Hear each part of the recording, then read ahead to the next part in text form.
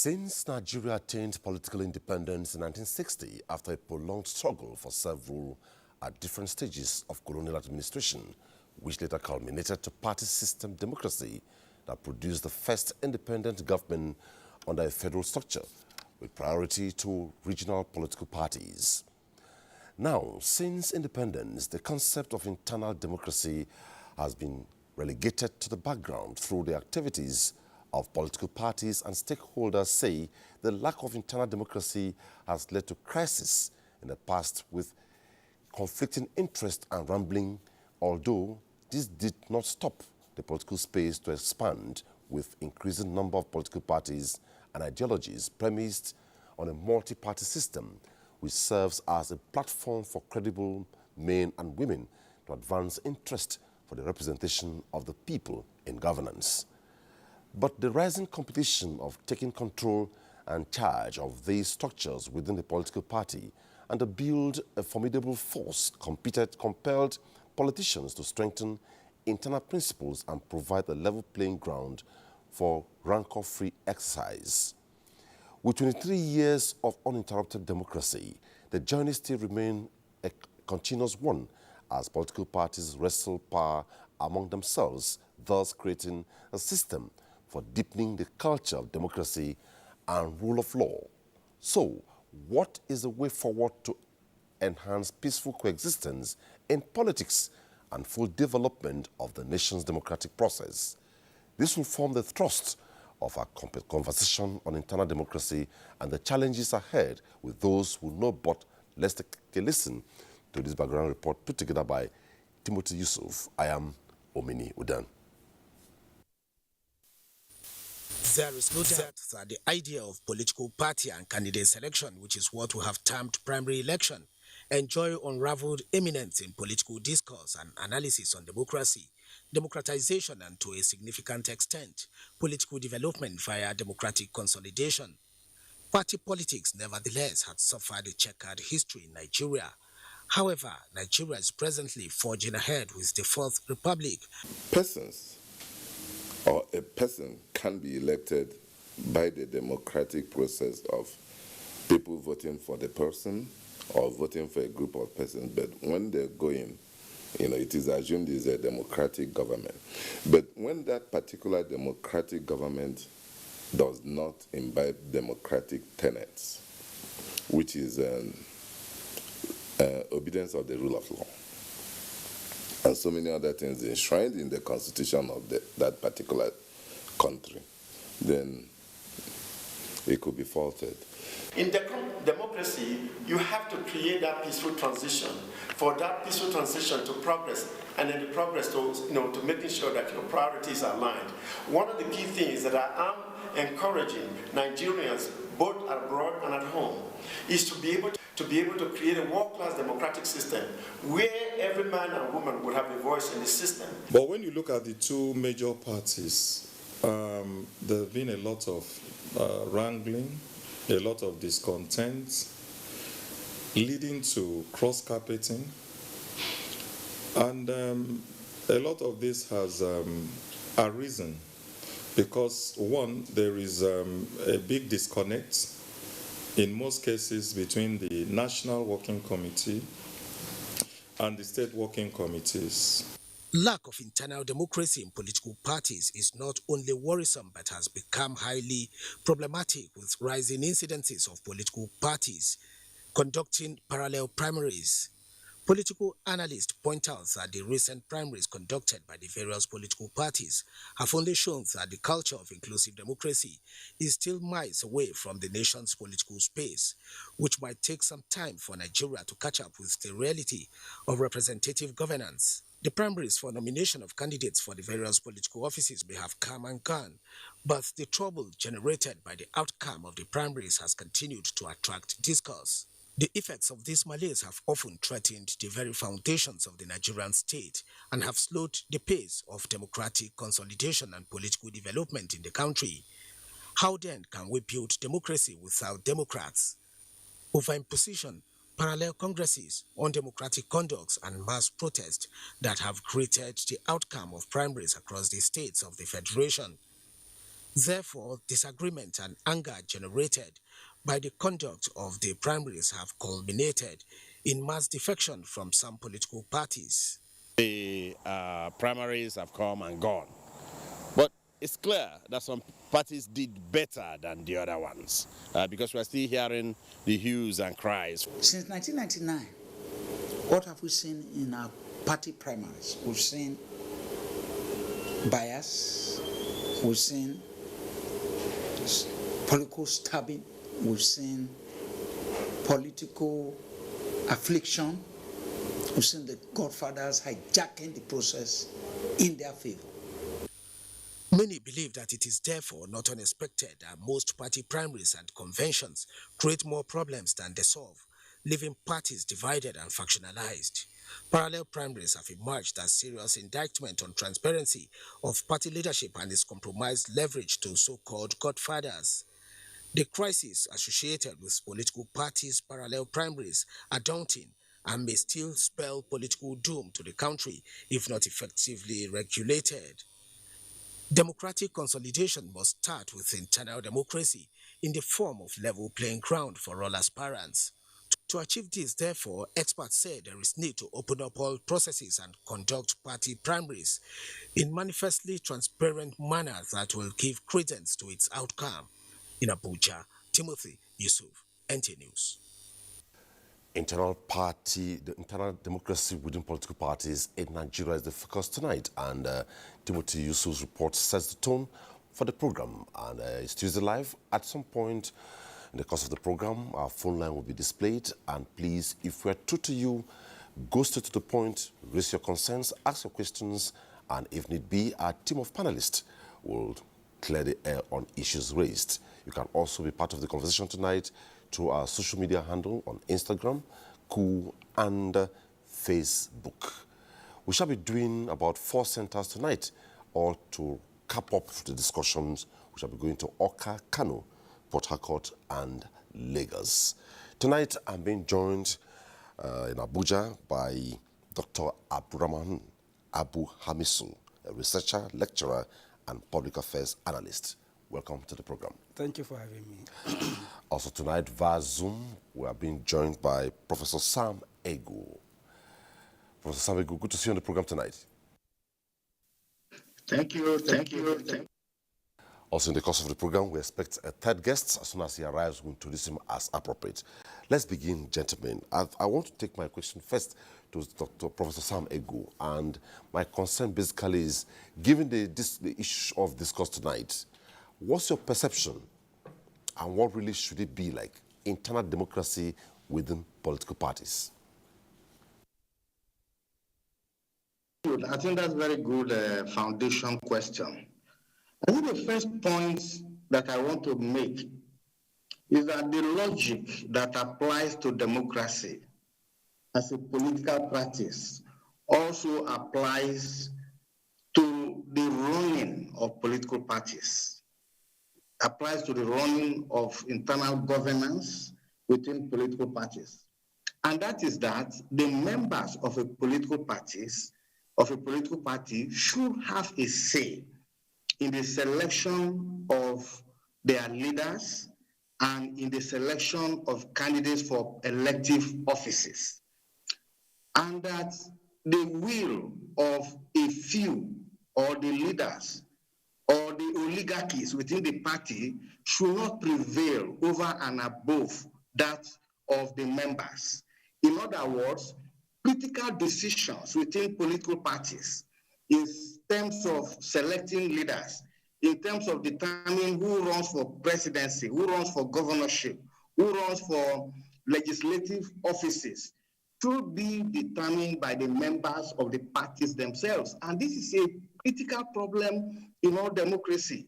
You remember that even in the United States of America, there were concerns in the early 20th century that a few party bosses were determining basically whatever happened within political parties, and that those in public office were using their position for extensive patronage, giving jobs and contracts to people, and then they stay in power and shut the gates of democratic practices in political parties. In other words, for Nigeria and for our democracy, internal democracy is actually the foundation of a credible election. So if members of a political party have their say in selecting the most popular candidates to become senators or to run for office of Senate, to run for presidency, you are actually beginning to establish credibility in that electoral process. But once a few gatekeepers, party financiers, or godfathers select who the candidates are, then the basic practice of democracy has been compromised. So even by the time you go to the election itself or the voting day, you will actually have compromised the democratic principle of choice. So, and I think that is why for us, it is important that our parties are run democratically. Political parties are first and foremost about democracy, and the way they conduct their business should exhibit and radiate that principle of democracy, because if they do not live up to that democratic standard, which they claim to champion, then the whole notion of democracy is completely rubbished. Thoughts. Just quickly, while Professor Samig was on the floor, Honorable Farouk Adamu, former minority leader, House of Representatives, now businessman and industrialist, joined us. Welcome to the program. Good evening, thank you. Now, let me go to Dr. Hamisu. Dr. Hamisu, political parties are first and foremost democratic by structure, by application, by demonstration, by performance, whatever. Now, you build democracy without democrats. How do you open up that? Well, I think let me correct one impression. They are supposed to be democratic. It's not as if they are in themselves democratic. Okay. Because the problem democracy wants to solve is why political party exist or parties exist. Why parties exist in the first place is the way we put it in Nigeria, to Georgia rather than to war. So we can reach consensus without having to slap each other, without having to exchange a few slaps or throwing seats at each other or going violent. So the purpose of political party is to aggregate interest in a peaceful manner to the extent that there is consensus around the table about issues, because it is important to note this.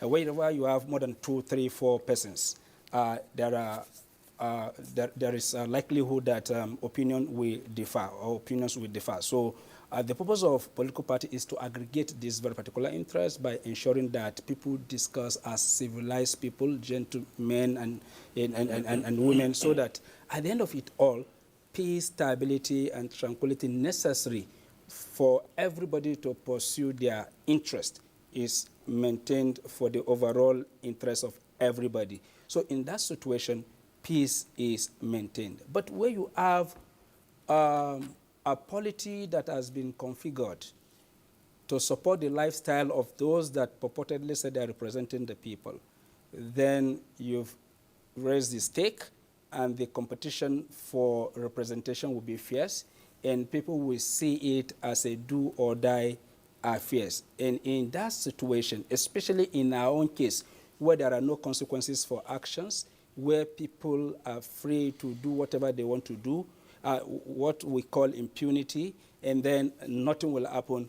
Everybody will feel that I can do anything and nothing will happen. In that situation, the democratic fetters, which is the judiciary, will have little or no role to play, because at the end of it all, the elections are conducted, riggings are carried out, and then you go to the judiciary, they review the court, the processes, and they said either one of these will be the verdict. That the irregularity was not substantive enough to invalidate the outcome of the result, or that they order for rerun, or they nullify the election, and nobody is punished for that. And then INEC mobilize resources and go back to conduct this election again. So what is happening is a grand conspiracy across board in terms of those that are managing elections, those that are supposed to make the laws, those that are supposed to adjudicate, those that are supposed to enforce. So until you have, democracy is a delicate balance where there are checks and balances. And where this is failing, I bet you what we'll be having is this kind of situation where we have democracy but no Democrats. And where we have processes but they are not followed. Where institutions that's supposed to regulate our behavior, either a political party or INEC or the National Assembly or the courts that are supposed to punish people, or the police are supposed to enforce. All of this, and that is why when there was insurrection in the US, you remember what Hillary said when she lent her support to dealing with those people? She said democracy is fragile. That is the first time I'm hearing it. It's fragile because it's built on tight-knit checks and balances. And where one falters, the rest will dissolve. So, for instance, the power of INEC to discipline political parties is watered down. So, for instance, INEC can go and observe party primaries, but INEC cannot reject the result. However bad it is conducted, INEC is to accept it until any party goes to court, and then INEC is required by the court to say, do A, B, C, D. Then the National Assembly, they're supposed to look at the laws to say, okay, if you are found wanting, this is the penalty. Maybe they will tell you, if you do this, you pay 500,000 naira. 500,000 naira for an offense. Somebody can pay 1 billion naira for offenses committed. So what have you done? You've not really done anything. And then somebody cross carpet today, or somebody mobilize people to rig election, or party chairman misbehave. INEC cannot discipline party chairman. So it is a lax system that is not being policed by anybody. So at the end of it all, the court just annul the election and ask you to go and sin no more. We can have free, fair, credible election. Internal democracy will be very difficult. Money bags will continue to hijack the process. This is just the situation we find ourselves. Anyway, but why in other climes where internal democracy works perfectly? Anyway, we'll get to that. I will also look at the issue of institutions and the cultures within the ambit of the discourse. Yeah. But clearly, from you said, democracy is fragile, yet democracy is beautiful. Yeah. In situ, ex situ factors, Professor Samegu has been a strong advocate of electoral matters and also served as INEC Resident Electoral Commissioner. Mm. You have been a public affairs analyst, you have been a strong advocate of issues of electoral matters. Let's go to Farouk Adamu, who has been a beneficiary. He has passed through the process, he has gone through primaries, and he was elected. Let's get your perception. Internal democracy within political parties in Nigeria. Well, sadly, unfortunately, there are no internal democracy in the parties, all parties, because you find out that all the parties don't seem to believe in the system. That's why, like, I remember very well when we started with the president, back in the days of APP, ANPP. We tried as much as possible to bring this direct primaries, where the people will participate. The people will decide who their candidates will be, so that you don't leave it in the hands of party officials, where in most cases you find out that in every state that there is a governor, the governor hijacks the system. The chairman of the party, all the exco will belong to the governor. So which means any candidate that is not favored by the governor might not scale through. In fact, will not scale through. But then if you go through direct primaries, nobody can say that, look, I can control the whole people that will come for voting. But you see, thank God, like the people are now teaching us a lesson. Recently in Kaduna State, a by-election took place.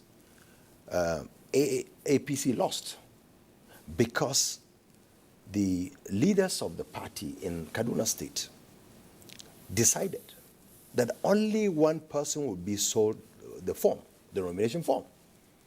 Now, so one person was sold, got the form. He went into the election. We have the federal government, President Buhari, leader of APC, in seat. Governor Erufai, APC, the speaker, all the apparatus of government, APC. APC were resoundly defeated, which is very good for democracy. Now, it teaches us politicians a lesson that, look, you cannot be a governor and decide who becomes a candidate. Or you cannot be leaders of the party, the elites of the party, decide who becomes a candidate. But if you allow the system to take care of itself, all persons that are interested to, play the politics, sell themselves. If the people are elected, if one is elected by the majority, that's all. In Anambra State, it has happened also last week. We saw where, APC went in to do direct primaries. But there are a lot of questions to be asked, to ask APC. How did the primaries in Anambra, how did it take place? How? There are a lot of questions where the party will set its rules and it will break them. Just like what my colleague here said. Unfortunately, INEC cannot refuse to take the results. But then I think, and I hope my colleagues in the National Assembly will try and give INEC more powers, not only to supervise primary elections, but to advise there that, look, this shall not go through. If you violate your own rules, we don't have to go wait for the court, because these institutions are there to ensure probity. The institutions are there to ensure things are done in a proper way. We as a people cannot pay INEC, employ them by us Nigerians, and just allow them to just go and witness and sign any paper. So I think my colleagues in the National Assembly ought to look at these things to give INEC the look. Any party, anybody who is willing to contest, as long as you have fulfilled all the righteousness to contest, you should be allowed. And that is the beginning of the democracy. When the parties, that's why I always say, Mr. President, honestly, no matter what anybody says, he has been proponent of, look, let the people decide. Give the people of the country the honor and dignity in choosing who their leaders will be. That was why when we were on campaign, because it is sometimes when President Buhari is probably coerced by politicians, to probably shove down his throat certain candidates that do not seem to be popular when he goes on campaign. We are together. We politicians don't like what he said, but he will say, look, vote for anybody. Anybody. Forgetting the fact that, look, knowing very well that he was on the ballot, but he will tell the people to vote for anybody of your choice, which is democracy, which means, look, because he is president of Nigeria and a candidate, if the people feel that he's not the right candidate, let them vote for anybody. And at the same time, he's also telling our party that, look, if you as our party, APC, you go and bring somebody just because he has money or just because he has the apparatus to be a candidate, my hands are not there. Let the people decide. So that's why I said, which is very good what happened in Kaduna State. APC lost. I'm very happy that APC lost, because if nothing, now our leaders in the party know that you cannot impose a candidate. You cannot decide as leaders who a candidate should be. Let the people, let the party, let the masses who have contributed in one way or another to vote, to elect, or to select a candidate that will go for election. And if we get that right, then everything will fall in place. Okay. Yeah. So that takes us to the next line of discourse. Who owns the political party? Arguably, the answer is the people. The people form the membership. The people are supposed to run the political party. But why is it that the internal democracy within the party is truncated? Professor Samegu, every political party is supposed to have what we call internal party organs, and this is supposed to strengthen and structure the democratic principles to flow through transparently, accountability, and what have you. So the people and a political party.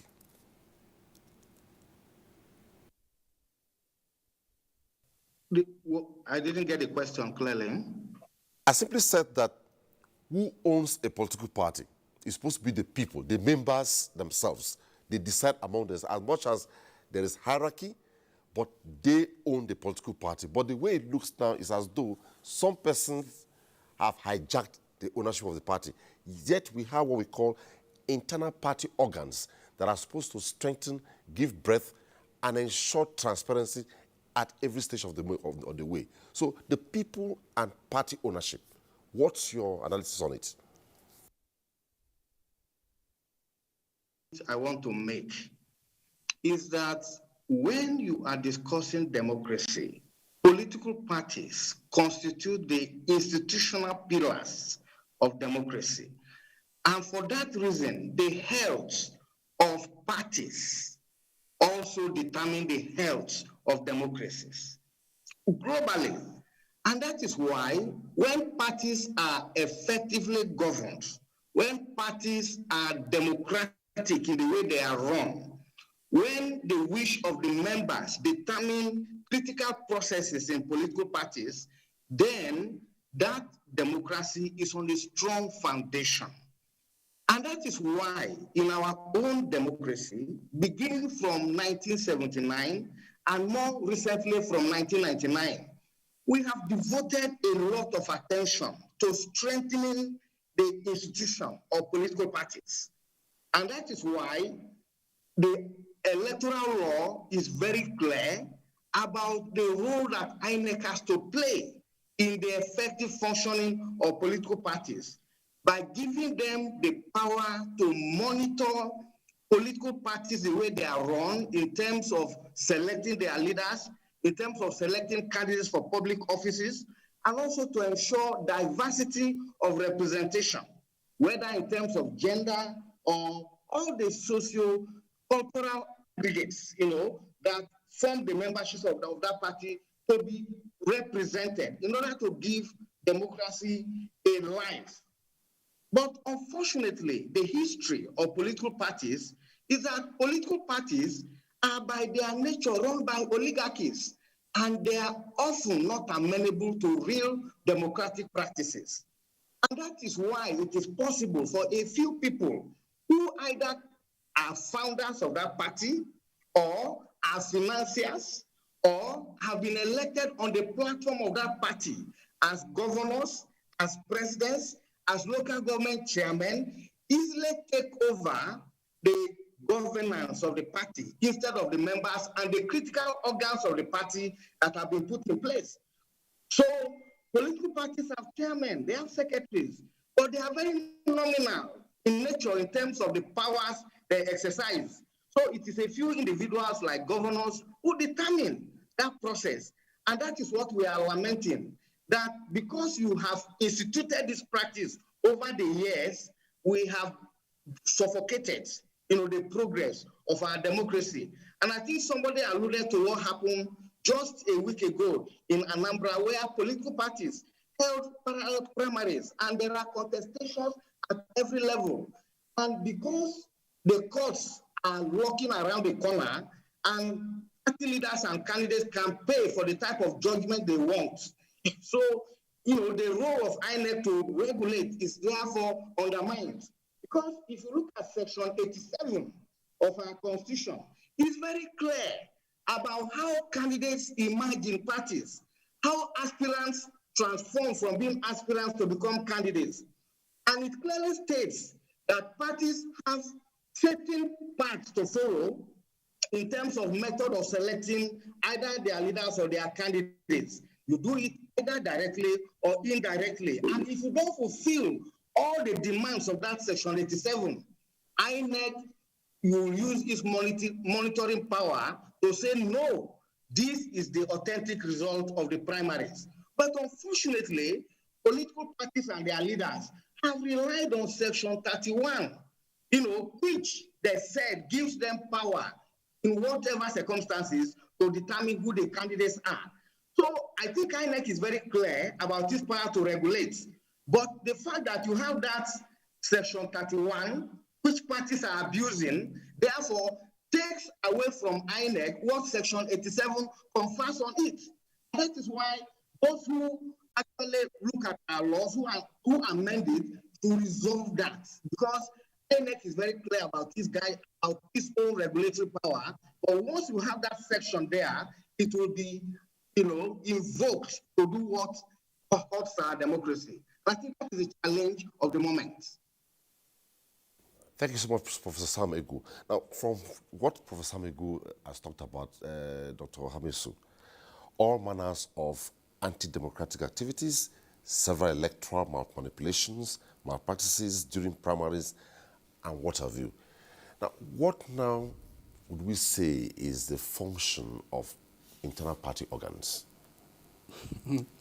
Well, unfortunately, let me say this, though it's painful. Well, if you look at our reality as a nation, what we call democracy are pseudo, or what we call structures of democracy are pseudo structures. They are not real. It was Sekou Touré of Guinea that once said, I want democracy in my country. I don't want a situation whereby my people will be free on the day of election only to return back as slaves. That is the kind of democracy we have in this country. The day the people are reckoned with are just two periods. One during campaigns, so they want the stadium to be filled, to create impression that we are the party that is to be beat in the election. And on the day of the election that people are supposed to come and vote. But if you talk about our being amenable to democratic practice, we are far from it. The party organs that you're talking about are mere window dressing. In fact, what is happening in the political parties, if you are too smart and you are independent-minded, that you have a mind of your own, that is the more reason you will not make it to the party organ. So it's all about cronyism. Who can do our biddings? If we give you directive, can you execute? This is what is considered. So it's more or less like preparing for war. So we've adopted Omini as our candidate. And against all odds, we're going to deliver him. And that is why even campaigning, the rhetoric is that of war. We are moving trains. If you stand on our way, we'll crush you. And so on and so forth. That is not democratic. Even the language we deploy. The quality of the conversation around the table, the quality of conversing. You could see what is happening now. 2023 is still far away. But all you are having flying around is threat and counter-threat. Nobody is asking silent questions. For instance, okay, we have a situation in Anambra. And this situation in Anambra is exactly what we are anticipating to happen as we go into 2023. So what do we do? Now is the period for constitutional amendment. There is a time for amendment of the Electoral Act. So where are the sections that have been abused, either by INEC or by the political parties or by the security agencies, the election management bodies? Where are the sections, either in the Constitution or in the electoral law, to be amended? Now, there was a protest, and the protest is simple, that the little power that was given to INEC is being watered down the more. And the problem we run into in this country is, in a bid to address some certain abuses, we end up boxing ourselves in the corner to the extent that what we need to do, we won't be able to do them. Example, this law, the Electoral Act, has been amended how many times? And what did it stop? This should be the question. It is not about the institution. It's not about the structure. It is about we, the operators, the people. Why is it that under democratic governance, we have more crisis, more conflict, more challenges, more than under the military? If you ask ourselves this question, democracy is supposed to symbolize practices that adhere to the principles of due process, justice, fairness, equity. In our own case, our own democracy is not built on that. It is built on cronyism. So we want, the governor wants people that will not question his authority. So if you are returning from Abuja to your state, and he realizes that, okay, you are of sound mind, you've got the connection, you could challenge him, they will not sell nomination form to you because you are coming to rock his boat. So he prefers yes people, and if you say impeach Omini tomorrow, be rest assured They will never open any book before they impeach you. They will rather impeach you and look for constitutional backing to justify their action. So if you don't have respect for due process, for rules governing interaction, and one of the rules governing interaction in every democracy is peaceful exchanges. You don't need to coerce me. You don't need to issue threat. Let me understand you.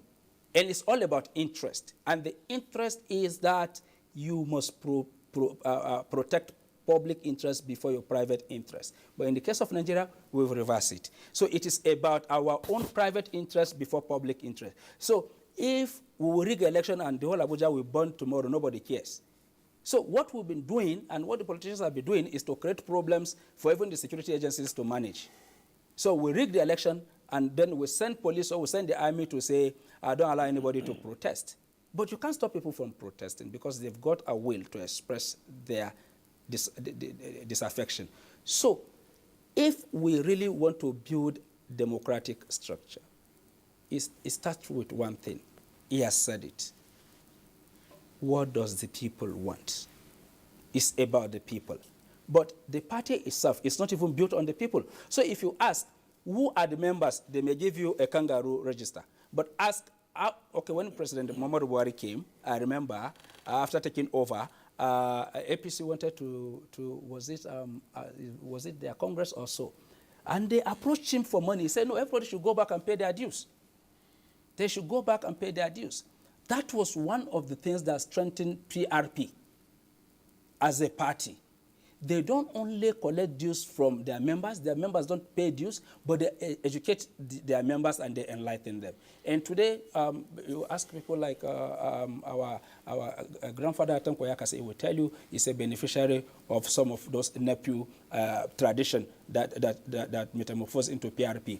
There is a bond between the people and the party. So the internal party democracy that we are lacking today did not start today. If you go back to colonial era, most of the elections, if there was free and fair election, NEPO was going to win the election. But what used to happen?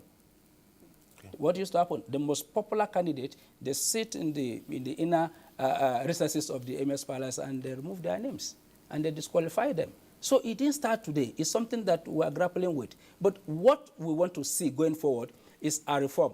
We force INEC to reform. Why can't we force political parties to reform? And the only people that can do that are the people themselves. And I think we've started sending that message to the political parties that it's either you allow us to make choices, to make decisions that affect us, or we ditch you. But the only thing Nigerians, majority of us have not been able to overcome is what we collect from politicians to deliver them, which is money politics. Okay, thank you so much. Now, you have hinged on reforms, but the question will be, when can we get it right, Honorable Farouk? If political parties on the surface of it are formed on the plank of transparency, open ownership, and back to the issue of internal party organs, meaning we used to hear, they will tell you, the party has to exhaust all structures of grievance before you even go to court. If you dare go to court without going through the entire process, then you're as good as you are either suspended or expelled from the political party. So the question basically is, why is it that we know this exists, but we truncate it? When can we get it right? Where we see party primaries holds, somebody's aggrieved genuinely, it goes through the political party organs, and the party resolves. We don't get to hear altercations, going to court, and what have you. That's where we are. When can we get it right? Well, also, you see, you find out that what the professor was talking about, Section 31 of the Constitution, where the Constitution vested in the parties.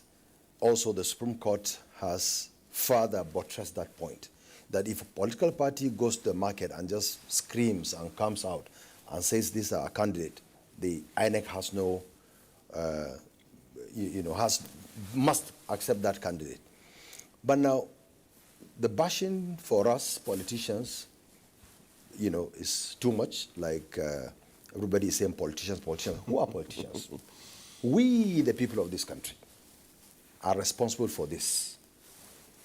But now, how we get it right is by the people teaching the political elite a lesson of rejection.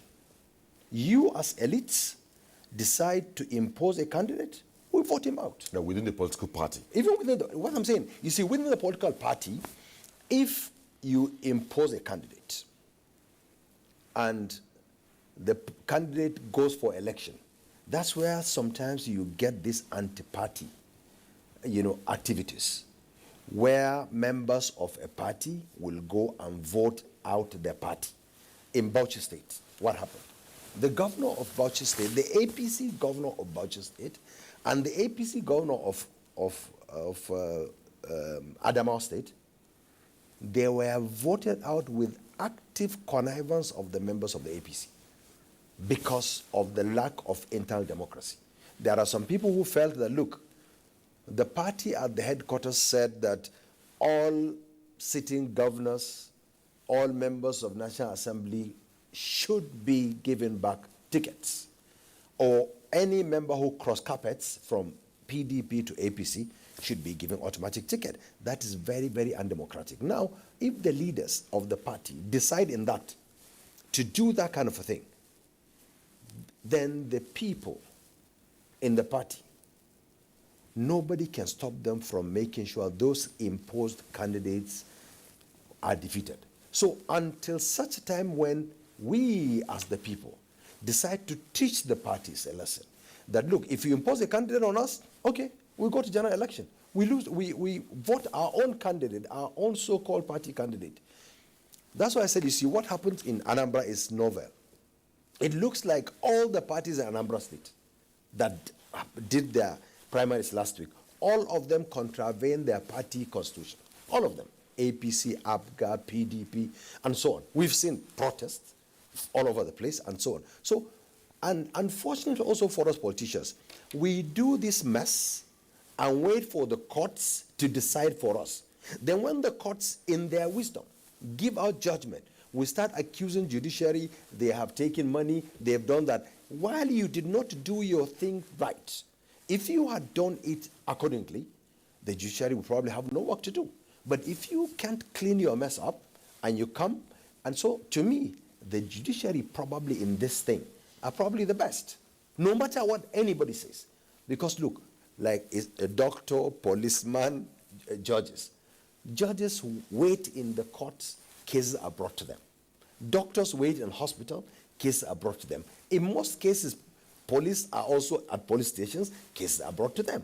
So if judges, in their wisdom, decide to go against you, now you come out and say the judges have collected money. That's not nice. That's also, if you don't want, if you want the judges to do their right work, don't give them any work.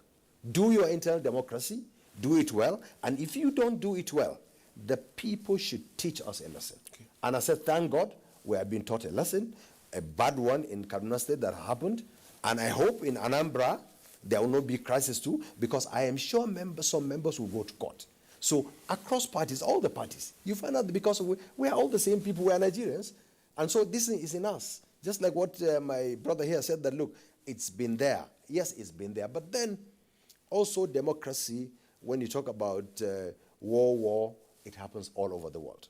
There will be rhetorics. Politicians will say all sorts of things. If you listen to politicians, you think there will be war tomorrow, and so on. It's all to scare your opponent, but no harm, honestly. That kind of brigandage, sadly, for politicians will continue. What over? I mean, you remember what happened in the United States recently when they did their election. We saw a lot of things. In fact, on the 6th of January, some people were killed. So it's sadly part of the political system in the whole world. Okay. Well, the next thing is one of the problems that has given birth to all what we are discussing is issue of leadership. Years back, as a young man, we say Second Republic to be precise, when a party chairman speaks, whether it is the party in power or the party in opposition, when they say the national chairman of the party speaks or is visiting the states, it's as if it's the presidential visit. If a state party chairman speaks, same applies. Today, we have had cases of leadership tussles within the political party, mostly at the state levels. We have had governors defecting. They came on the plank of the political party, but because a particular bloc, like Professor Samegu would say, an oligarchic bloc, has refused the governor to take control of that party, and to have crisis lie, he defects to another party, meaning the party at which he rose to power, he has abandoned it. Now making the party work so hard to gain back, because power is sweet, but to get power is difficult. But when you get power, loyalty falls in place. So let's look at party leadership and internal party democracy. Professor Samegu. That's a very important issue you are raising. But I think the problem we are dealing with actually is not just a crisis of leadership. I think the problem is first and foremost that political parties do not represent anything. They don't represent a particular social commitment, a particular ideological platform of delivery. So parties are just there as electoral machines, and people enter into them for the purpose of contesting elections. So the problem is not because, it's not just of leadership. So somebody is a governor, is defecting to another party. It is simply a calculation of his next political ambition. And precisely because there is no commitment to the party in terms of what that party stands for in society. And many of the parties you are dealing with are not internally coherent. In fact, parties as we find them today are mere aggregations of strange bedfellows or rainbow coalitions. People come from different historical and ideological tendencies and are there principally for the purpose of getting the opportunity to run for office. And when they don't realize that ambition or the prospect is diminishing, they move to another party, precisely because you are not going to, find difficulty, cohabiting with a different ideology. So it is important that political parties stand for something. Let them represent a symbol for society. Let them come with a major idea about what type of change and direction they want to move society to, so that they get this identity of their own. And then they can build membership around that identity. But as long as parties represent nothing, mere rainbow coalitions, aggregation of strange bedfellows, a system in which politics is excessively monetized, and as long as you have money, you can move from one platform to another. But more importantly, the most troubling part of the problem of the party system in this country is that our politics is simply about a culture of elite settlement. It is not about a program to move society forward. And that is why in all the parties, the biggest debate going on today is how do you zone the offices of the president, of the governor? Because political parties do not stand for change that you can identify. No identity. It is simply about how do you resolve the quest of elites, different fractions, ethnic fractions of the elite to access power. And as long as our politics is about elite settlements, and acting, and not about ordinary citizens, and politics of moving society forward and driving for change that is progressive, that is inclusive, that is about development, I'm sorry, we are going to suffer this on a continuous basis. Respond to some of the things he said. Oh, okay, quick. Okay, maybe we need to follow up. Okay. Yes, because well, Prof, thank you very much for that. But then I take exception to some of the things he said about the elites, which he is also one of them. You see, well, it is true that the political parties have no ideology. Yeah, that's true. But then the parties stand for something. Honestly, all parties, both parties, at least they have literature that this party says they will do this and that and so on and so forth. But whether we follow those things, that's another thing. And honestly, not all the elites also. Not all the elites as bad as the professor, and I call on professor to please join politics so that all these things, they talk about in their offices or in schools, talking about theory, how these things happen. Because you also find out that the masses also don't help matters. You find out that this person has just money, and you will still go and vote for that person because he has money. And so sometimes the elites are not at all the time at fault. Sometimes collective responsibility. Now, but thank God, somewhere along the line, the elites are trying to resist in some cases. So, Prof, welcome, and we invite you to join politics, please. Okay. Well, on a lighter note now, let me bend backwards a bit. A few days or about a week or thereabout now, Mr. President, for me, I saw it more like a State of the Nation address in a very brief ceremony at the Villa, where he raised a couple of concerns about Nigeria. And he said the problem of Nigeria is Nigerians. And if you look at his entire statement, it encapsulates the problem of internal party democracy problems. People complain, people raise. We expected that people naturally should reflect on Mr. President's statements and think how to move forward. One of the concerns he raised where he says Nigeria's problem is Nigerians themselves. Part of it is the way political parties are run in this country. How do you react to that? Well, we've always said it, I used to tell my students, Walter Rodney did a very powerful research, and he titled it, How Europe Underdeveloped Africa.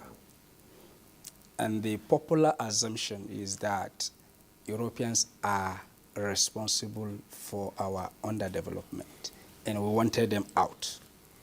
So we chased them away. And we got Nigeria for Nigerians. And almost 50 years later or thereabout, we are still accusing Europeans.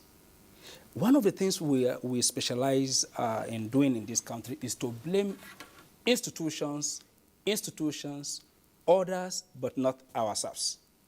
But what we see manifesting in Nigeria is a collective action taken deliberately by Nigerians to undermine Nigeria. I give an example before I come to address this issue. If you are flying out of Nigeria, you will see all manner of things. But as soon as you get to United States or you get to UK, we all change and become law-abiding. But the same Nigerian, let him get to Ethiopia on his way back to Nigeria. From Ethiopia, he's a Nigerian. And he will behave in manners that he will never behave in the United States of America. You know why? Because there are no consequences. Because there are no consequences. Now, at every strata, let me connect it to what Prof said. You know why there is a disconnect between the direction of parties and the people, as well as the people and the party? It's because the fundamental challenge of governance, which is service delivery, has been given back seat permanently in Nigeria. So the party manifesto is quite different. At the point of campaigning, the issues that will be raised will be quite different. Like what Honorable was saying, that the rhetorics. The only thing they will tell you is we are winning parties. But, okay, there is unemployment. How do we reduce unemployment? There is insecurity. How do we do that? We have dwindling national income. How do we address all of those? That is why I said earlier on that even at this level of constitutional review, I was thinking that by the time we get to constitutional review in this country, we would have devolved governance to the extent that we start asking what role can we give to traditional rulers to ensure that there is peace in our local communities. But that is not the issue now. The issue is about state creation. The issue is about rotational presidency. The issue is about resource control or allocation. Nobody is talking about production of resources. Who is producing what? How can we tackle our challenges? Okay, is the police not functioning? What do we need to do? Nobody is talking about this, even as we are preparing for 2022. The parties have been turned into means to acquiring public office that will be used to siphon our resources. Resources are supposed. So what we'll be doing since 1999, Omini, is to use our problems to justify why resources will be taken out of the national coffers, and these resources will be shared, and the problem will remain with us. In such a situation, you don't get development, you don't get growth, you don't get jobs, you don't get nothing other than poverty, because the problems are still with us, the monies are being taken away, so there is no impact. So the contestation is who will acquire power in order to hold the state or the local government. Look, if you look at it critically, we're saying there is no money for this administration to work. But if you check it, the money that has left federal government coffers to state government coffers, and you juxtapose that with service delivery at the state level, at the local government level, if those monies have gone into those problems and the polity is configured to solve problems, then there will be no issues around banditry. There will be no issues around stealing. But what we have is a contraption. And this contraption is to make money, more money. So somebody who started as a local government councillor wants to become chairman. He has no factory, he has no business, he has not to work anywhere. So it is only the polity he has. So what he does is to make money, enough money to become local government chairman. So somebody who is a local government chairman that wants to aspire further is to make more money, because he knows that the only way he will be respected within the party, the only way he will be given the ticket is to buy loyalty from the people. And that is why you see somebody who is aspiring to contest a local government chairman is buying forms for all the spaces available within the party, what you call this, the party ESCO, at the ward level, is buying all the forms for all the aspirants. You know why? Control. If he has them in his kitty, they are going to give him what? The ticket, against all odds. The same thing is replicated at the state, at the local government level. The same thing is replicated at the state level. I know of a state where the sitting governor will buy all the forms for senatorial aspirant, the House of Reps members, local government chairman, and they unpick and say, okay, you take this, you take that, and that is it. You know why? We are going together. We don't want anybody to rock our boat, and that is why serious issues of gross misconduct are treated as family affairs. Okay, thank you so much. Well, the conversation continues after we take a couple of reports. I will begin with the report from Oka, Anambra State. Democracy is said to be an important principle in the operation and survival of any democratic system. Lack of internal democracy, research shows, creates serious intra-party conflicts which has threatened political stability and good governance. For a developing society like Nigeria, internal democracy is the foundation for real expansion of democracy. It therefore calls for concern when members of political parties violate party constitutions and display acts capable of causing conflict within the party, which has often resulted in the defection of many party stalwarts to other political parties, crippling internal party democracy. We don't have internal democracy in any political party in Nigeria, and it will be quite difficult to achieve.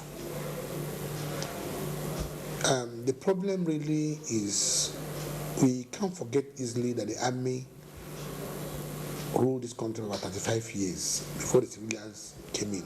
The truth is that all the political parties need to go back, get back to the drawing table, internalize internal democracy by allowing free and fair primaries to be conducted. Virtually almost every party has factions within it, and with that you can't say that there is internal democracy, because democracy is supposed to be a uniform decision. In Anambra State, for instance, most of the political parties held parallel primaries, which stakeholders attributed to the influence of godfathers. Findings show that this is the greatest problem confronting political parties by making them less cohesive and united. Today, political party factions showcase several aspirants who emerge candidates for same elective positions. The same scenario also plays in electing party executives where political parties are presently factionalized. Every political party has a preferred candidate, and they will do everything internally to make sure that that person emerges. They will tell you that that's the person who win an election for them. So it's quite difficult for you to really have real internal democracy in a party. There's no way we can deepen our democracy with that process, because if, for instance, the person you think you prefer is a popular candidate, leave him to a free and fair primaries. In all, they agree that the violation of political party internal democracy is also an avenue for public office holders to amass wealth as against service to humanity.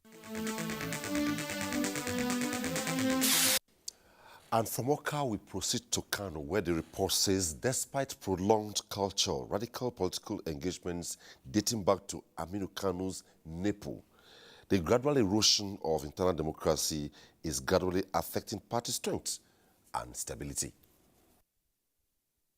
Is guided by the national constitution and that of the party, which also shapes the party's manifesto. Political history of Kano cannot be complete without the mention of NEPO, which later transformed into People's Redemption Party, PRP, led by the left-wing social politician Malam Aminu Kano. The party was and is still funded by the contribution of members, and that makes the party and members supreme. Because of that, nobody can have control over the party, because the party has its roots at the grassroots level. But during the Second Republic, whether you are the governor of the state or a commissioner or whatever, or the party chairman, you are no bigger than the ordinary member of the party. Home to founding politicians of the First and Second Republics, Kano people are politically informed, which gives them some level of independence that makes imposition relatively impossible, though in recent times becoming susceptible to it because of what some analysts describe as absence of internal democracy. Resources who normally would decide who should become what, who should stand for what position, even if that person is not the most popular candidate in that political party. The governor that emerged through a Congress system now decided to take the primaries of his political party to his choice area, choice venue, bring people that he believes are answerable to him. Some politicians are of the opinion that internal democracy still exists in the parties, and that should not mean there will be no crisis. This they view as the evidence of the party's strength. I think Nigeria is doing well in terms of democracy, and the party, especially my party, is doing great in terms of internal democracy. Everybody comes with different mind, different religion, different tribe. So even on that, you have to reconvene or carry everybody along. Youth and women, who form largest group that go to polls to determine the leaders and representatives at both national and subnational levels, feel most affected by what is happening in most of the strong political parties. According to analysts, lack of internal party democracy comes with cost, as it paves way for the leaders and representatives that are not competent to emerge. Observers suggest for more inclusive and genuine internal party democracy for the nation to get it right, as most of the crises rocking the country are the offshoot of the activities of the political parties.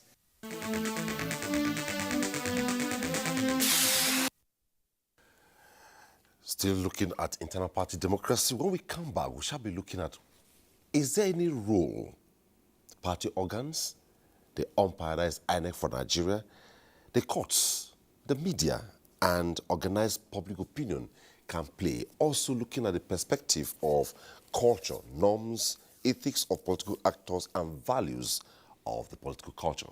After the break, don't go away.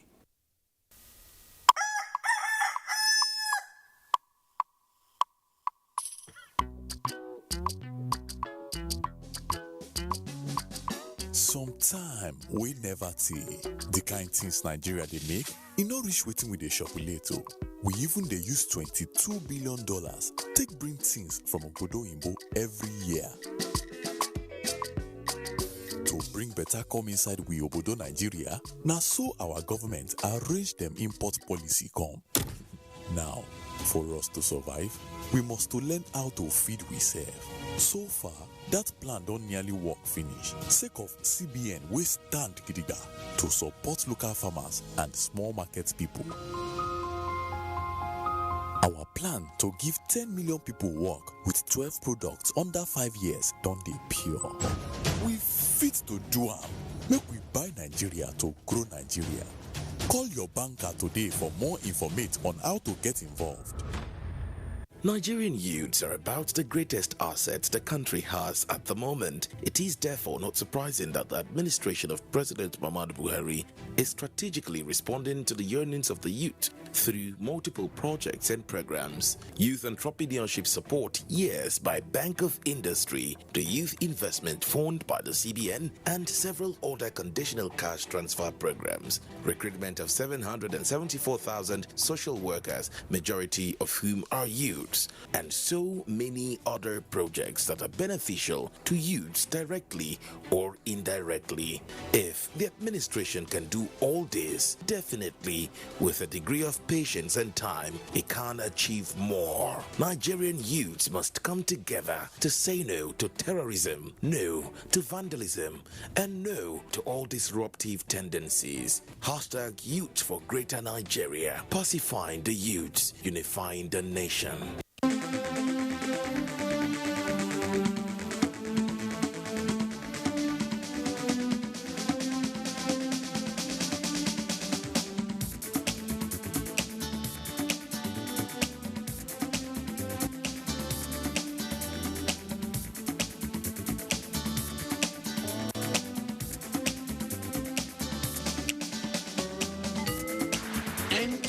Tuesday Live, a network issue-oriented innovation talk show. Thanks for staying tuned. And at this point, I must say our phone line is open. You can now make your calls and make your suggestions and ask your questions, and our team of guests will address them. Now, let's look at critical issues within this period. Since the return of democracy to Nigeria, we have heard the statements like one man, one vote, and within this ambit, as a result of dwindling internal party democracy, we have had unwholesome activities like thuggery, hooliganism, vandalism, party cross-carpeting, political assassination of opponents, unfair methods of selecting party representatives generally, and lack of party internal democracy clearly. Now, could financial guidelines of political parties help to check this? That would be the next line of discourse. Let me begin this time from this platform. Hamisu. Well, I think I'm going to be harsh. How would financial guidelines of political party help to restore internal party democracy? It's not going to do anything. Even when the external laws are there? What has it done? And are they adhered to? How many elections have been conducted? How many people have been arrested and prosecuted and jailed because they overspent their fortune on elections? How many? You see, the problem is not about laws. We have the most beautiful laws you can talk about in this country in terms of their structure, in terms of the language they use in couching them, except for few mischief. That we make it very tight, but we create loopholes that we can undermine that very particular law. This is what we've been doing. Look, I mean, if we really want to address our problems, especially party politics and the rest, internal party democracy and what have you, to be honest with you, the only arm of government that can play a very instrumental role is the legislature. The legislature is empowered to look at our laws and make amendments that are necessary to make it effective. And this role has been performed over time with the interest of the legislators trumping the interest of Nigerians. So for instance, I know I'm going to contest election. And maybe I've not worked hard to satisfy my constituency. And I'm not willing to lose my seat. Are you telling me I will make amendment to the electoral law that will imperil my chances? So some of the loopholes we see in these amendments are not out of mistake, omission, or commission. They are deliberate. And that is why when the prof was talking about the two sections, I was just laughing. One section vested INEC with supervisory power. And this supervisory power could make INEC to write their report ahead of court proceedings, because we know that at the end of it all, the writings will not be done and then we'll be heading to courts. And then the other section, 39, empowered political parties to act the way they deem fit. And you think it's coincidence, and that out of all the members from Senate to House of Reps, nobody has the brain to dictate this very particular conflict and resolve it. No. Even the factions we're talking about, if you read the Electoral Act, the only way you can decamp is when there is faction. So deliberately, we create the faction as alibi from the very beginning. So how do we resolve the issue of financial guidelines? So the issue of financial guidelines, honestly, we can have them. We could review them as long as we want. But I tell you, there are people that you could find 10 billion naira in their bedrooms, in their accounts somewhere, that they could easily have access to this money. And that is why during elections, despite Electoral Act, the last election, 2019 election, there were people that were caught bribing people on the line. The question you ask yourself is, how did they get that money despite the financial regulations?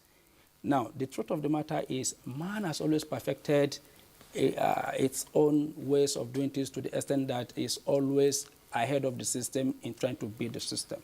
So the war has always been, as you are making the law, you know, when card reader was introduced into our electoral process, we thought that rigging was over. But just one election, what did we do? We're back to, so if they don't want election to hold, they do what? They cause chaos there, or they frighten people, and then that ends it. Or they deploy violence. And then, or they will tell you card reader malfunction. And because card readers malfunction, that ends the entire process. So it is always the system trying to beat them, and they're trying to beat the system. But if we are sincere and want to reform, the best thing to do as people that care for Nigeria, is it not the people you want to serve? So why must you go all the way to do democratic things just to attain power? So even the Senate climb that we're talking about is about self-governance. What is self-governance? I don't want to do anything to undermine the system. Because if I undermine the system, I am undermining myself and those around me and those that I have never met before. So what do I do? I restrain myself from taking actions. If you remember the election that produced Judge Bush and Al Gore, the issue of rigging was widely speculated. But what happened? For the sake of America, for the sake of peace, Al Gore decided to move on. Not because he never had any case. That is self-governance, to preserve the system. But what we do in this country is we will take actions, no matter what, even if we collapse this building, provided our interest is taken care of, we don't have any problem. So the issue of financial regulation, I tell you, even if we impose a certain limit, just the way we have, if you're going for a governorship election, you don't spend more than 500 million. What do you need 500 million for? If you truly work for your people and your people love you. And if you want to aspire to be president, you don't spend more than 1 billion. So what you're even telling me is, if I'm aspiring, I should be able to amass 1 billion and keep. That is what you are telling me. So it is not about financial regulation. It's not about anything. It's about self-governance and respect for rules and regulation. It is something that we don't have in this country. We go all out to achieve it. The people that want to respect limits are very few. In fact, if you are talking, they will tell you this one is too academic, just forget him. He doesn't know how these things are done. This is the problem. There are very few. And that is what I alluded to from the very beginning. If they know you have a mind of your own, you can challenge them, they take you out of the way. And if they want to bank on your integrity, they only pick one person or two. So the majority versus the minority. Okay. The minority are the people that want the ratings to be done, to obey the rules and regulations. The majority will tell you this is not how we do it. And they will do it their own way. The only thing you can do is to lament. And because your name is there, you cannot even come to the media to complain. Maybe you can complain like Honorable. Okay. There came a time. Right? Yeah. Yeah, there came a time, just like I made reference to the power and influence National Party Chairman and State Party Chairman had years back. Yes. There came a time you observe somebody comes out to contest. Yes. He has no money. Yes. He pulls to the party structure transparently. Yes. I'm even aware, I don't have the black and white record, Yeah. that not too far in Kano State, a candidate emerged within the political party transparently and still contested through the election and still won without money. Yes. So let me get your perspective on Farouk, the issue of financial guidelines of political parties, because we hear if this is checked, it could restore internal party democracy in political parties. Okay, now I'm going to speak on behalf of the elites, both political elites, and honestly, my brother, Dr. Hamisu here, I'm professor. They are academicians, and so they can sit in the comfort of their classrooms and talk. But the reality of the situation is that, look, the people also lose the right when you don't even pay your contribution as a party member. You still look up to the elites or the money bags to sponsor you to go on campaign or to sponsor you to go for any party function. Now, you cannot eat your cake and have it. So the masses too cannot eat their cake and have it. Now, let the financial regulation starts from pay your party dues, so that there will be inclusiveness. There will be ownership. You know, President Buhari, when we were campaigning for 2015, set up a platform for people to contribute into his campaigns because he didn't have the money to contest and so on and so forth. So people contributed. Now, so there are so many people that are very angry that, look, we own this man because we contributed. But somewhere along the line, we didn't like what's happening, A, B, C, D. They have the right to do that. But now, if you come here and talk of financial regulation, and members of the public, the downtrodden, still are waiting for the money bags or the so-called thieves, the so-called elites, to steal money or whatever, beg, borrow, or steal, bring to them, and they use it, and then they come around and say that, well, the money bags have taken. Of course, the money bags will take over. If you want to take away from the money bags, pay your party dues, make sure you participate in party activities, make sure when it comes to electing or selecting of the member of the candidates from among the aspirants, don't collect money from a money bag. Look for the right person and vote for him. If you don't do that, and the elites, the money bags, come and take it away, you have no right to complain. Rules are there. But do we follow the rules? We don't. As a people, all of us. So I think that it's cultural, cultural thing in us that our system, the African system, Professor Lumumba, the guy from Kenya or somewhere, I saw him saying that, look, he came out to contest for either presidency or something in his country. And he went for so many lectures, and nobody listened to him. Nobody attended to him. They just were, and he contested and lost because he didn't have money. So you find out that it's cultural. It's probably an African thing. Like in the other climes, probably in the United States or in Canada or in the UK, you cannot come with money and just buy conscience of the people. But here, unfortunately, you can buy people's conscience. So, but until such a time when we as a people that agree, just like the example you gave, somebody somewhere won an election, there are few cases in this country where you come out without money and get voted. So let the masses also, we the elites are challenging the masses. If you want to get good leaders, If we come with money and you don't believe in us, collect the money, spend the money, don't vote for us.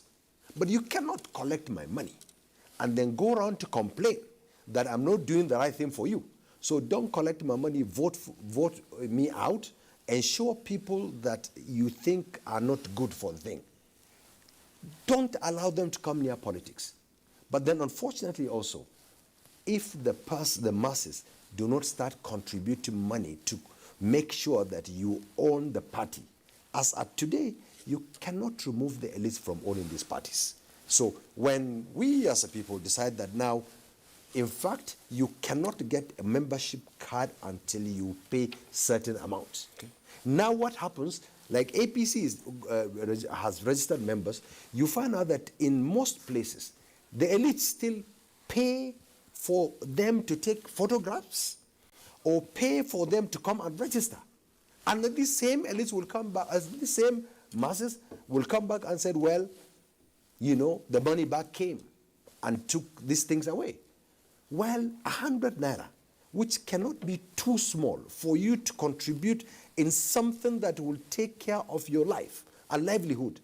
So sometimes the masses also lose right to complain if they will not contribute in ensuring that the right people are voted into power. Thanks so much. Let's get the perspective of Professor Sam Egu. Professor Sam Egu, I'll put a slant to your own question.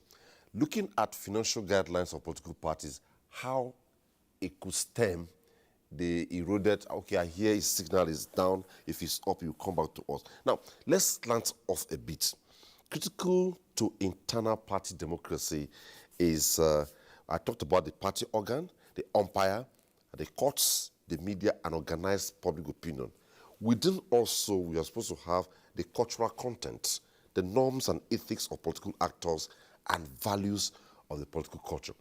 You go to a political party meeting, and where it is properly arranged, organized, you find everybody on the same platform. Honorable Farouk is the chairman of the party, and the list member has a say in that meeting. And everything is put to either a voice vote or open balloting, and decisions are taken transparently. We don't have that now. When can we restore that into the system? Well, it still I'm leaving it to you. Okay. Yes, it still comes back to, you know, the people taking ownership. And honestly, if the people are, you know, wait for the elites to pay for them to come for meetings, or they wait for the elites to buy soft drinks or entertainment at, you know, such meetings, these things will not go away. So let us as a people, let maybe reorient the people. That look, these things cannot change if we don't take ownership. How do you take ownership? The president of Nigeria is no more Nigerian than you and I. A governor of a state is no more a governor than any one of us. These guys are holding everything, the power in trust on our behalf. So as long as we understand that, look, the president is a Nigerian citizen like any other person, a governor is so. But then who puts them there? We, the people, put them there. But then how do they get there? If you allow the politicians to go and raise their funds on their own to come and contest, so sometimes they go overboard. So sometimes the politicians try to do things which is not right also. Sometimes the politicians even say that, look, there are some states I know that there are allegations that seats into National Assembly, state assemblies are bought from certain political elites. So if somebody comes to invest his money, legally or illegally acquired, he probably will want to take his money back. But then let also, as the elites, see governance as service. If you want to come to serve, make sure that, look, you are coming to serve. Because, look, when you come to that service, there are some perquisite things that are attached to that office. If you restrict yourself within that, to come and serve, you serve. If you're a member of National Assembly, you get a car loan, you will get house loan, you get sitting allowance, you get this and that and so on. Then make sure you do what you are supposed to do. Do the right thing. But then so that when you go back home, you can tell the people, look, I have done so motions, I've done so bills, I've participated in making this to become an act. But also back to the elites, the masses. When you go back to the villages, nobody will ask you motion, bill, or an act. None of them will ask you, what did you do? All the masses will start asking you, but look, my wife is going to give birth tomorrow, my children need to go back to school, and so on and so forth. So until such a time when we as a people understand that, look, we are the same people. First of all, you don't accuse the elites of not doing what they are supposed to do, because you also have not done your own. Like the APC government said, change begins with me, which means do your bit as a person. Don't throw things out of the window, pick the rubbish, don't give bribe, don't take bribe, talk nicely, do the right thing, make sure you follow the queue, and so on. So if you don't do that, then you go on a pedestal to say that, look, the politicians or the elites are not doing the right thing. That's being economical with the truth. So I think the masses also have a lot of work to do. Okay, we'll still come back to the issue of measures to limit the role of godfathers and barons in hijacking political parties after the next line of reports, beginning with the one of Port Harcourt.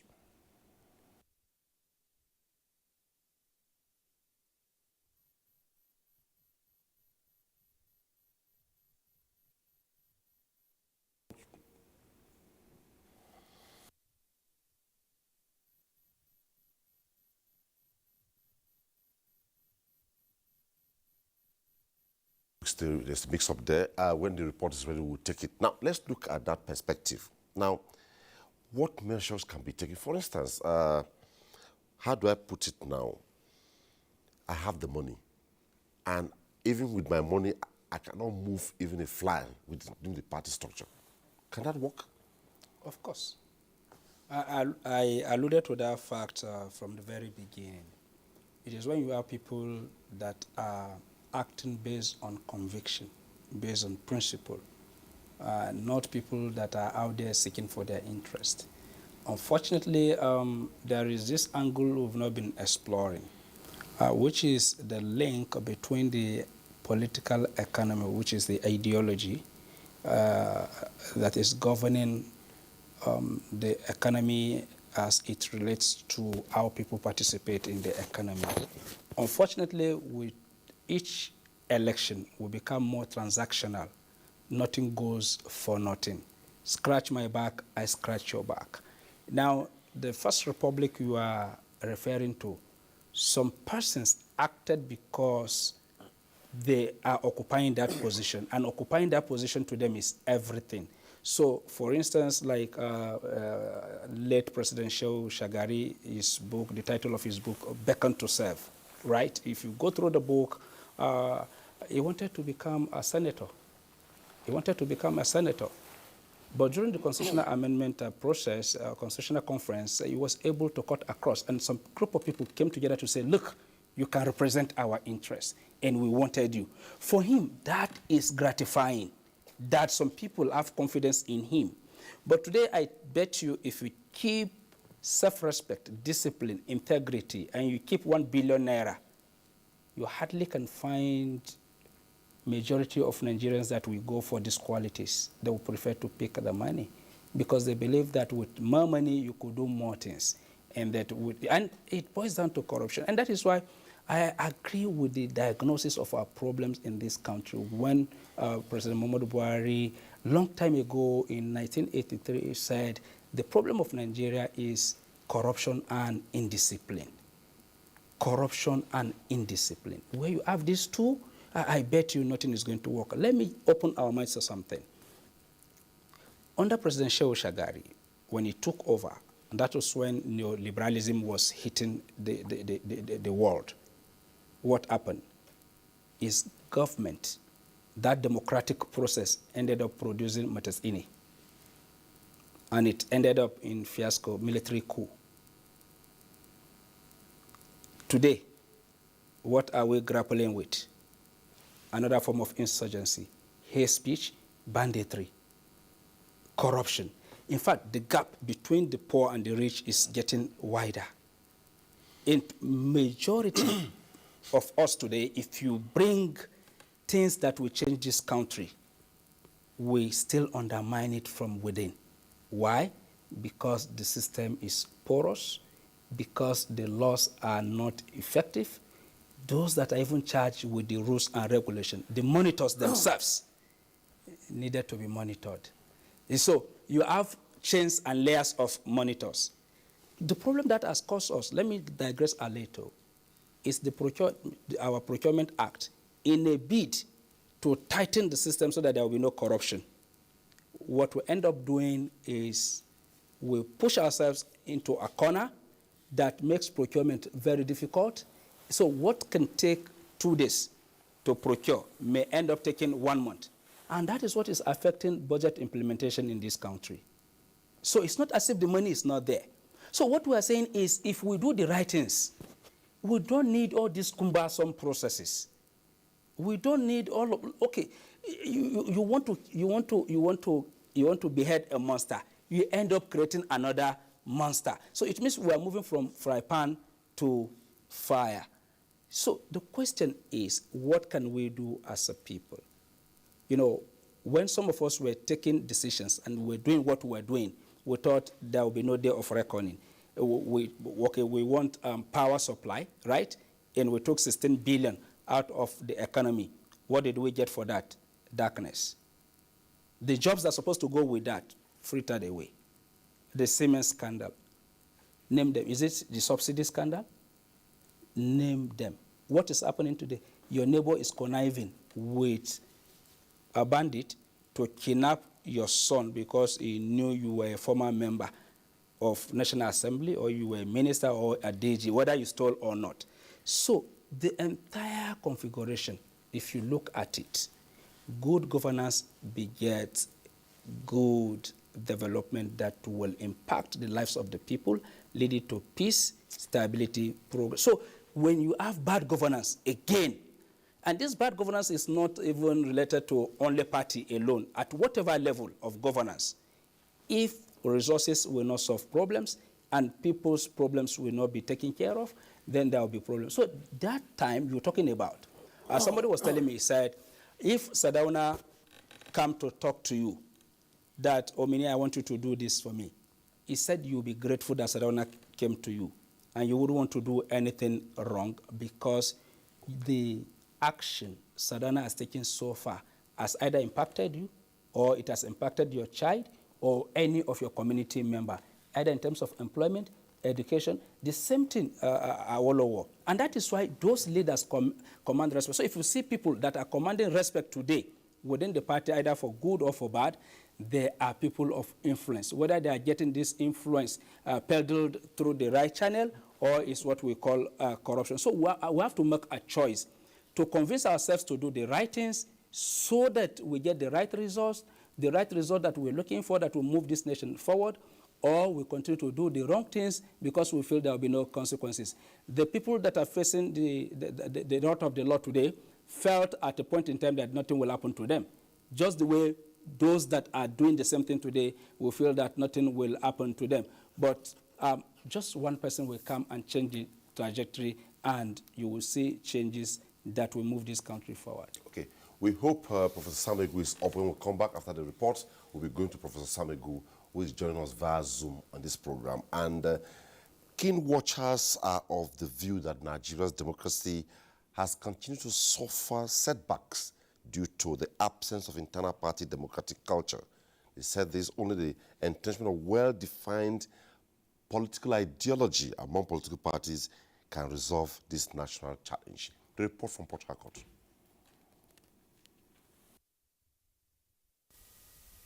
After years of military rule, Nigeria peacefully transited to democracy in 1999. Since then, leaders with great aspirations and goals have emerged to set the country on high pedestal. With oil as the main source of revenue, the democratic leadership over time embarked on the Herculean task of diversifying the economy. This became realistic in the implementation of various policies and programs such as National Development Plan, Amnesty Program, Social Intervention Program, SHOPI, Empower, Trader Money, economic sustainability stimulus plan, and anchor borrowers, all geared towards developing critical sectors of the economy, especially agriculture and manpower development. Every nation is like an individual. They all have trying times, and Nigeria is having its own trying times now. For the fact that things are not actually in the right place and the right scheme of things does not mean Nigeria will not jack back. If you go to the states, you can see visible developments. For the very first time, most of River State has been given roads. The last administration did well, and this new one is doing well. The democratic dispensation in Nigeria, despite its recorded successes, has no doubt been threatened by corruption, rising insecurity across the country, unstable electoral processes, infrastructure decay, poor power supply, and poverty. These stakeholders say may impede the practice of democracy. Stakeholders believe that adopting the right strategies and policies to curb these vices in the country and also being proactive in using modern technological advancements and innovations will help mitigate these challenges. We are saying that as part of the reflection of what democracy entails in Nigeria and of course in the world, we are saying that Nigerian leaders should subject themselves to proper democratic tenets. While commending subsequent administrations for the smooth and peaceful rule, emphasis should be placed on national integration, which is one of the basic dividends expected of any democratic system. And our last report tonight on this series is coming from Lagos. The return to democracy in the Fourth Republic promoted the proliferation of parties. Political parties are essential institutions for proper functioning of democratic society. Lagos State, the melting point and economic hub of Nigeria, has had a robust political antecedent. The politics of a state has been dominated by the All Progressives Congress APC since 1999, when Asiwaju Bola Ahmed Tinubu became the first democratically elected governor of Lagos State, followed closely by the People's Democratic Party, PDP. We have a culture of democratic process in this state, and whatever we do, in most cases, are done democratically. There are different, all the parties are present in Lagos State, and we conduct our activities democratically. Many attributed the tremendous political success recorded in the state to the internal party democracy of the ruling party.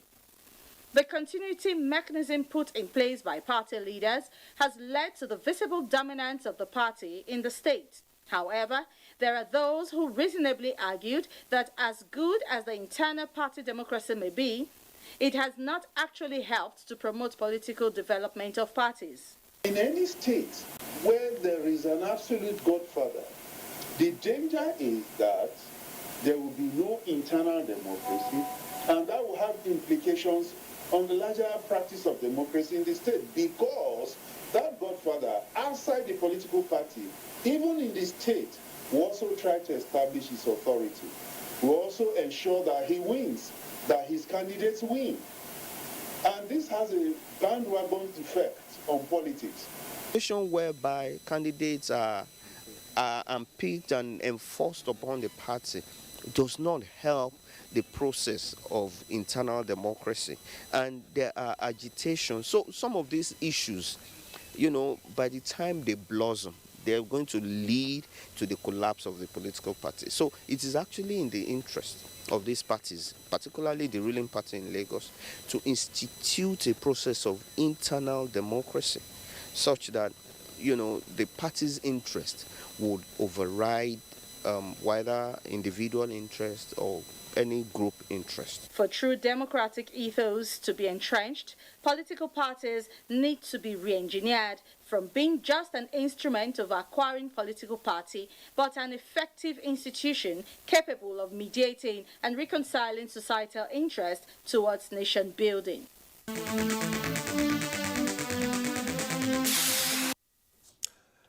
Lagos report is the last report on this series tonight, and the conversation. If Professor Egu is, or Professor Sam Egu, you were off briefly, and the concern then I raised was measures to limit the role of godfathers and barons controlling political parties. How do you react to this?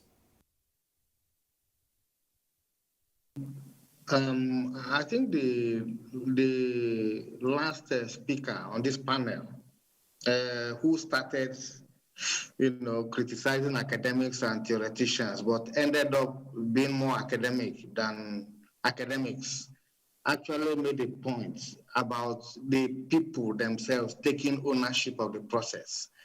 And I think that, for me, is really very, very academic. I think the history of political parties is that it is led by the elites, and that if the elites are not committed to development, to governance, to leaving something for the people, and they rule only in the interest of themselves, you are not going to change major institutions and behaviors. Now, there are regions of the world, the Southeast Asia, for example, where they have made rapid progress. And if you read the history very well, it is the history of the elite recommitting itself to the people and changing their ways. The theory of the elite and the mass is that the people are helpless, without access to instruments of power. They cannot change their situation. The only thing that is possible is to call for a revolution. And a revolution is something that I stand for, but the process of carrying out a revolution is a different, a kettle of fish. So I think my own position is that we need to appeal to the elites and to the political leadership to commit themselves to building viable political parties that can articulate clear vision for society and clearly suggest the ways of running organizations openly and transparently, so that the members of political parties and the critical organs of parties can exercise power. What we have in this country is a problem of vested interests. People, either on account of the resources they have, they hijack critical institutions like political parties. And somebody on this panel kept on talking about patronage.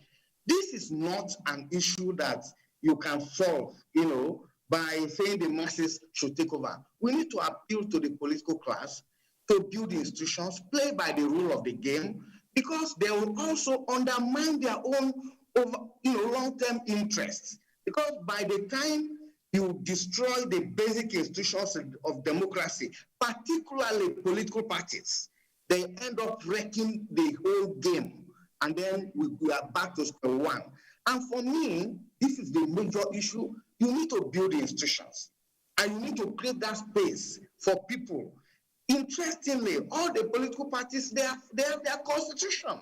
They are very clear about their democratic principles. They are very clear about the power of the organs that they have created on their own. They have committed themselves to either direct ways of conducting primaries or indirect ways. The only problem is not shortage of democratic provisions in their constitutions.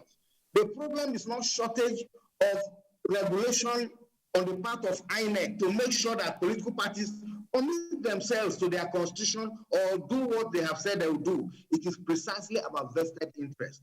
I think that's what we need to deal with, in order to change the game of politics in this country. At this point, I must say thanks so much for making time to be on the program tonight. Thank you very much. Thank you. Thank you. To Abuja, let me begin with Dr. Hamisu. Dr. Hamisu, how can we change this? Is it really possible that if, for instance, let me use Honorable Farouk, he has served in the National Assembly and he has seen it all. He has served in various platforms of APC, and he decides by next run, I want to run for presidential ticket of a political party. And for him to control it, he surreptitiously raises money and floats a political party. If this happens, is it possible that some other person can control the party? Well, you just, I think you've answered yourself. I didn't answer. Yeah, you I'm did. just playing the devil's advocate. You did. You said he decided to run for the presidency of Nigeria, and he decided to register a party for that purpose. He did not say, I'm registering a platform to accommodate Nigerians, to select the best Nigeria with the best credential to contest for the presidency. And that is why you find so many parties. The chairman of the party is the husband to the woman that is the national treasurer. The son is the secretary of the party. The son-in-law is PRO1. And it is all a family affairs. We have those kind of parties in this country. They only contest election just to be on INEC ballot all the time. But they don't have interest in winning any seat. There is nothing wrong for somebody to, establish a party and run on that platform. What is wrong is that you are stopping any other person with similar interests by hook or by crook to aspire. This is what used to get us into trouble. This is the point that used to produce electoral violence, pre-election killings, anarchy during primaries, arson, and so on and so forth. What democracy wants to avoid in the principle for democracy that has underpinned it, right from the rebellion against papacy, is to ensure that there is no violence in whatever disagreement. But when you are having violence in a democratic setting, that is an aberration, it should not be tolerated. But this is driven by ambition, and I said it from the very beginning. Until we learn to subordinate our interests to the general interest of the people, the public, the people that we call public. But we want to pursue our own interests. Our interests will collide with the interests of the people, and before you know it, we have conflagration on our end. So democracy is not about intolerance. It's about toleration. It's about listening. It's about acting in a way that you don't undermine the process. Unfortunately, this is what we do in the name of democracy, and then we interpret it to be democracy in action, where we have violence, killings, and burnings. Okay. Farouk, the other leg of it is, when I'm there, nothing good should happen. It goes according by my dictates. Yeah. But when I'm out, I expect that things to be done the right way. How can we change this? Well, sadly, that's human nature, because sometimes, but in most cases, it's probably when you lose out. And as citizens, as good people, what is good for the goose is good for the gander. And that if you are there, do the best. And also, when anybody is there, pray for him to do the best. And as long as we understand that parties will come and go, president will come and go, leaders will come and go, but the country remains the same, remains there. So let us make sure we do the right thing at all times. And probably some of these things are behavioral or cultural, that hardly you see anything good in another person. And also politics has that in mind, that look, if you're not the one there, whatever that person is doing is not doing the right thing. Let me speak, as somebody in the opposition and now in the ruling party. When we were in the opposition, there were so many things that we did out of ignorance. Honestly, we didn't know. When we got in, we knew better. Let me give an example. We went around this country demonstrating about fuel hike, subsidy removal. I had T-shirts all over the country. We ran around. And that when we got in, we found out that Jonathan wasn't wrong. He wasn't wrong. But the only thing they didn't have guts to probably explain what they were going to do with the money and so on. Now we knew that, look, yes, this subsidy has to go. And someday, one day, it will go. Now they didn't have guts, we have guts. So that's the, that. And sometimes we do things out of mischief as opposition. Now we know better. That look, you in opposition, you have responsibility to your country. There are certain actions that we did. I think, sometimes regret certain things because you're in opposition. Now that we're in government, we are getting those bashings that we used to, say things against the other government. But now let us as a people, now look, we need Nigeria as a country. This is a country. If you bring down your leader, you're bringing down yourself. So, unfortunately, as I said, politicians will always play politics. But let us, first of all, have the country. Let us all the time think about our country. Just like what my brother said, in US, when they had problem, I'll go and Bush, decided to forego. But also in this country, we have Jonathan. Kudos to Jonathan. Yeah. Jonathan did very well. Jonathan conceded against the wish of so many people. Conceded, to say, look, we have lost, and I will not go to court. So Jonathan set the pace, the pace that, look, Nigeria first, and he did it. Yeah. And we as Nigerians are grateful to Jonathan. This government, President Buhari, is eternally grateful that Jonathan did not rock the boat when at the time that some people didn't mind. So let us see Nigeria as, look, we first of all need to have the country. And you don't have to be there to do the right thing. You could be there and make mistakes. We are not infallible. We could do things that are by mistake, not genuine, not deliberately. So if we see ourselves that, look, maybe we give ourselves the benefit of doubt that whatever this government is doing today, we want the opposition to continue to attack us, but in the right way, so that we do better. So that probably someday, one day, we Okay. Thank you very much. Dr. Hamisu, well, at times I say, taking a cue from the Communist Party of China. Yes.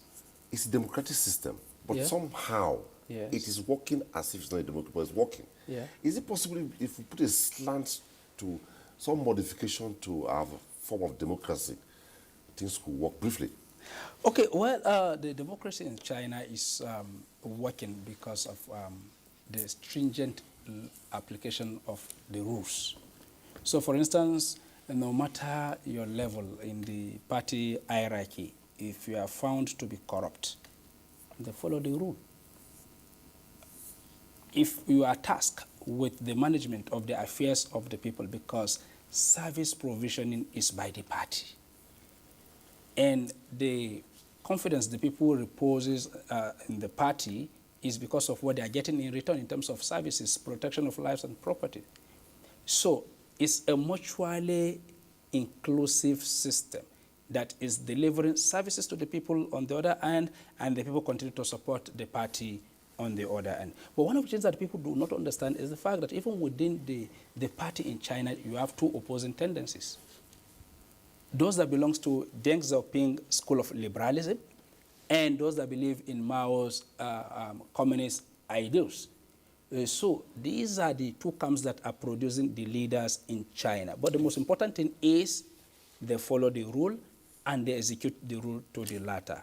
If we want to grow, as he said, we must do the right things. And that is what I refer to as self-governance. You don't need the police to tell you to do the right thing, even in home. Thank you so much, Dr. Abdulrahman Abu Hamisu. It was nice having you on the program. The pleasure, sir. And also, always a pleasure to have Honorable Farouk Adamu. Thanks so much for your thoughts. Thank you very much. And for the viewers, it was nice sharing your time with us. We looked at internal party democracy, the way forward for Nigeria. That's it on the program. On behalf of all of us, thanks for watching. But don't forget to support the NTA's onslaught against rape and rapists to be a star. Thanks for watching. Bye-bye.